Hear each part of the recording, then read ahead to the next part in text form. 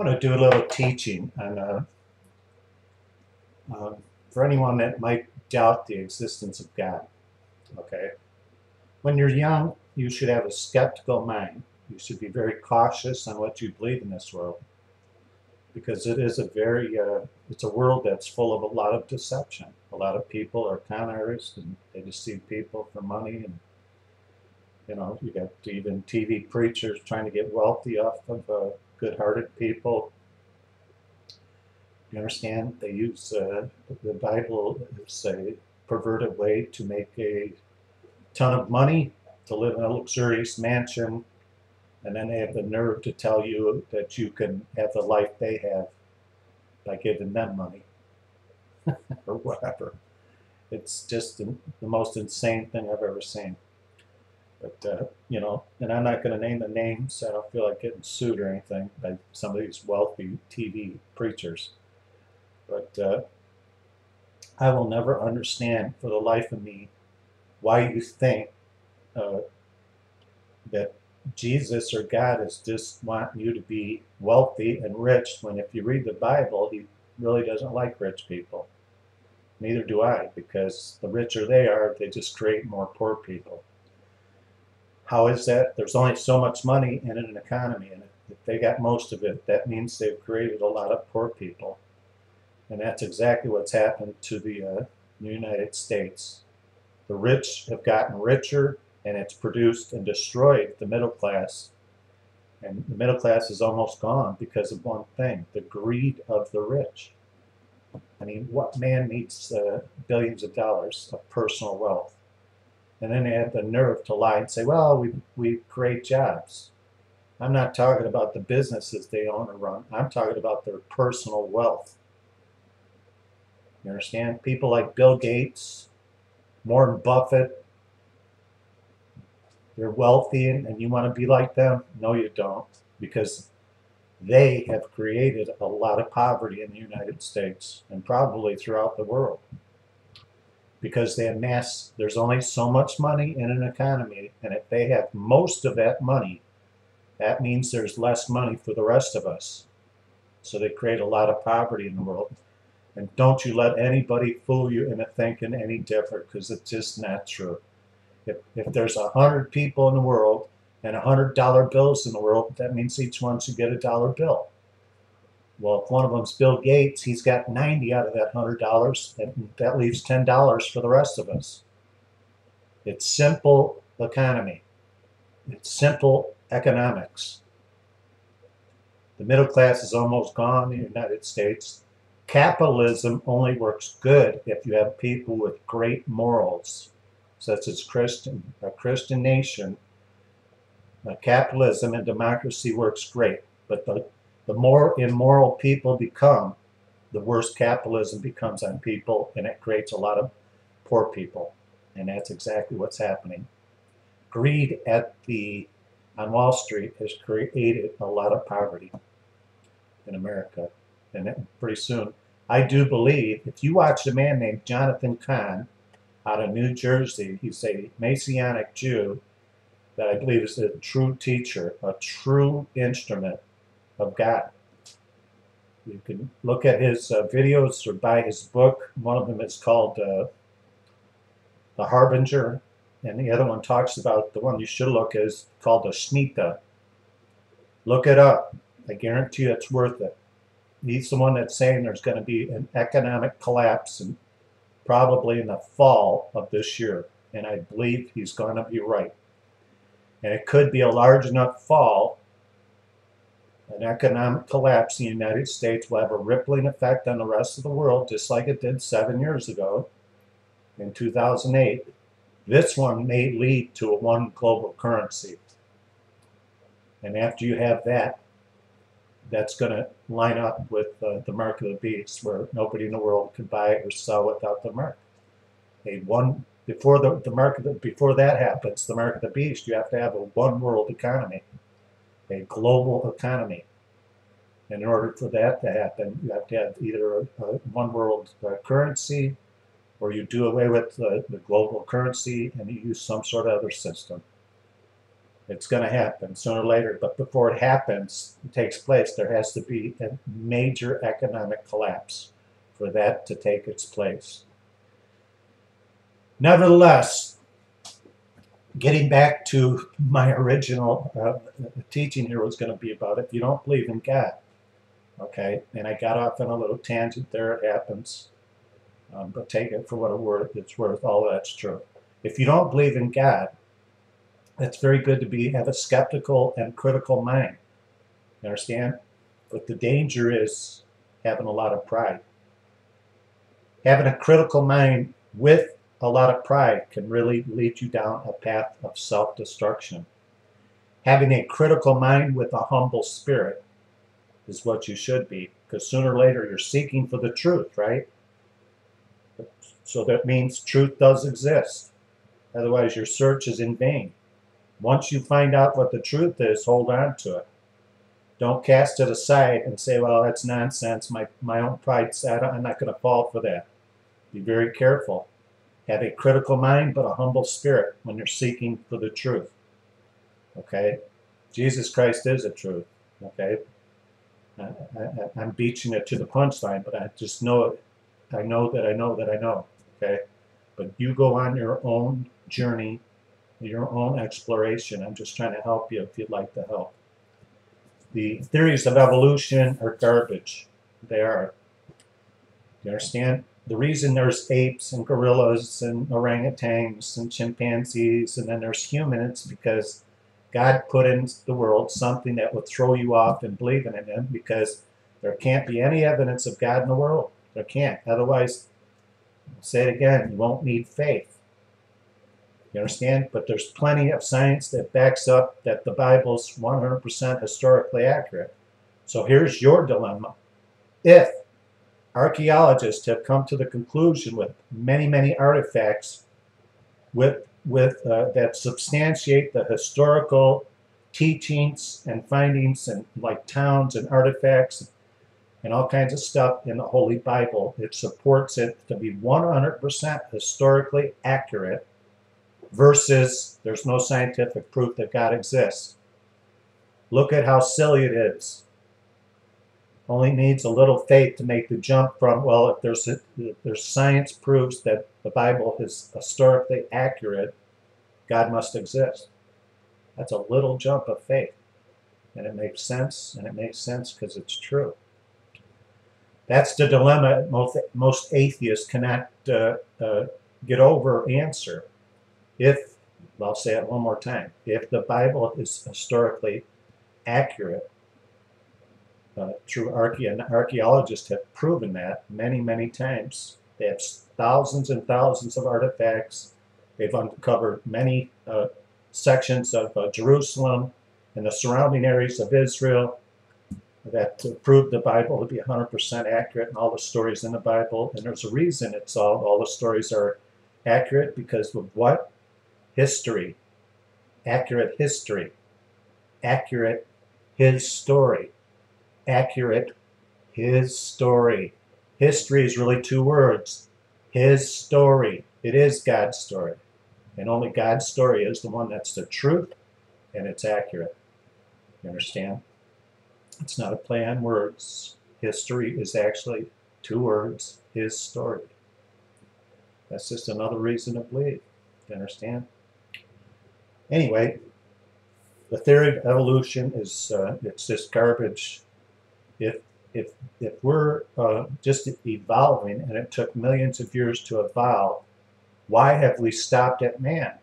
If your theory of evolution is worth anything, which it's not, why hasn't man evolved into something else? Why am I not evolved into a 10-foot creature with big eyes and I'm green, you know, like a space alien? Is that going to happen next? Why is it stopped at man? Because it's garbage. The theory of evolution is garbage and it's silly. Okay? If your theory of evolution is worth anything, where are all the species? And there had to be thousands upon thousands of species between the monkey and man. Where are they? And each species probably had to have maybe 1 million of it. So there's millions, maybe billions of missing links. Missing. Where are they? Where's the fossils of them?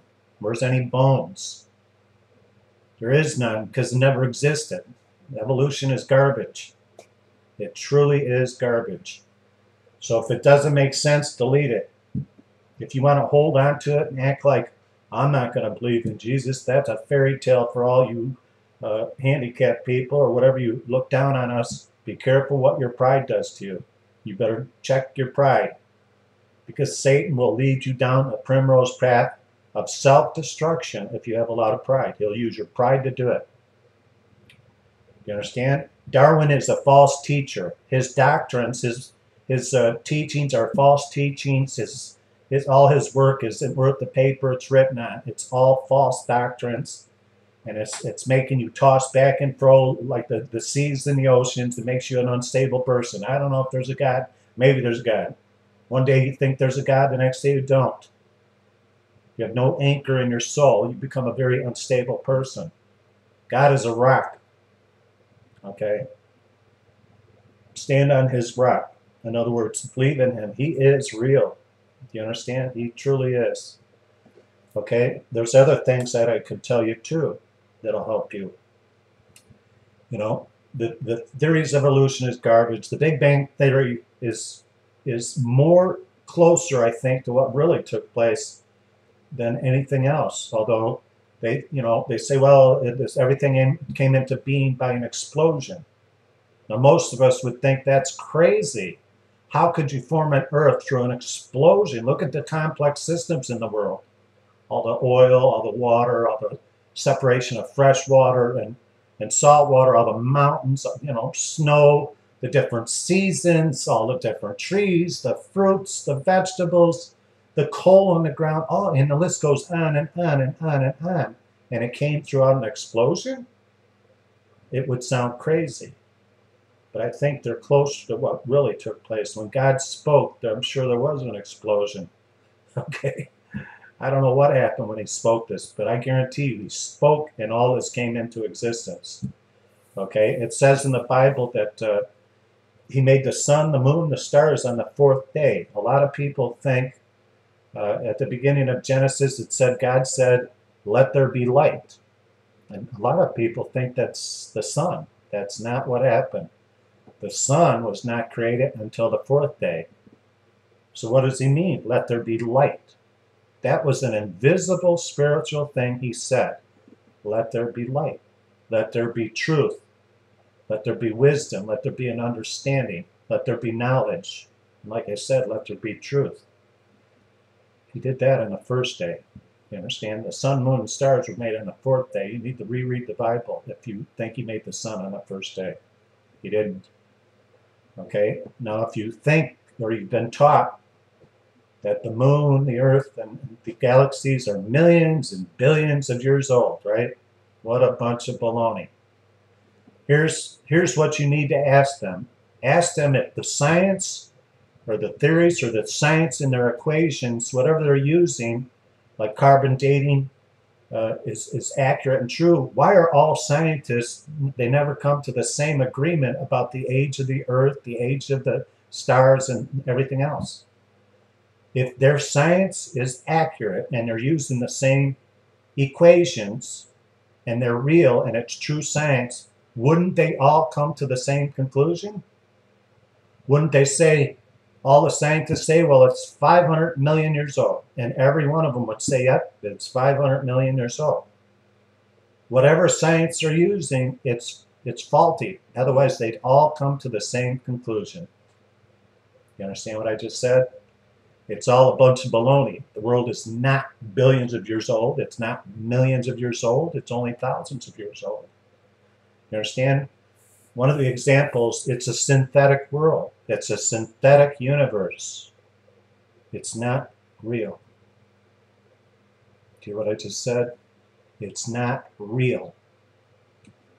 You understand? It's here for a reason, for a purpose. Okay? It's not real.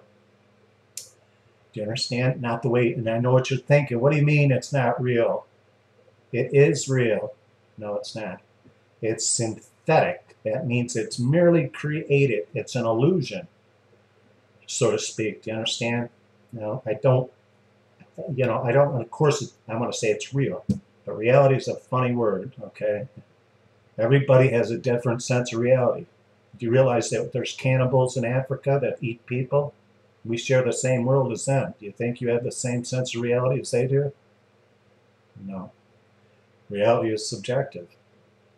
You understand? But it's the only word I have available. It's not a real universe. It's synthetic. I'll give you an example. When God made the moon on the fourth day, he didn't make it nice and powdery and then start throwing asteroids at it for the next millions of years. He made it on the fourth day already with asteroid craters in it. Asteroids, it made it look like asteroids hit it all over the moon. You understand? He made it look old. You understand? On the fourth day. Same thing with everything else. The earth, he made it on the fourth day. I'm sorry, the stars and the sun. You understand? On the fourth day. He either did it the way it says in Genesis, or Genesis, everything written in Genesis is a lie. Either he did it on the fourth day, or it's a lie. And if it's a lie, don't even bother reading the rest of the Bible. Don't. You might as well throw it in the trash, because it's garbage. So it's when God said he made everything, the sun, the moon, the stars on the fourth day, either that's true or it's a lie. And I'm here to tell you it's absolutely true. How he did it, your mind cannot comprehend how he did it. It'll never comprehend how he did it. Can you comprehend how God made a man out of dust? Can you comprehend how he made woman out of a rib, out of a man? Never going to happen. You accept it. You accept it by faith. You understand? Faith is saying, even though I don't understand it, I sincerely in my heart believe it. He's God. You understand? One of the examples I like to give is in helping you figure out what a synthetic world is. It's just created. It's not really real. God's sense of reality is far greater than yours, isn't it? Do you know what's going on halfway around the world from where you live?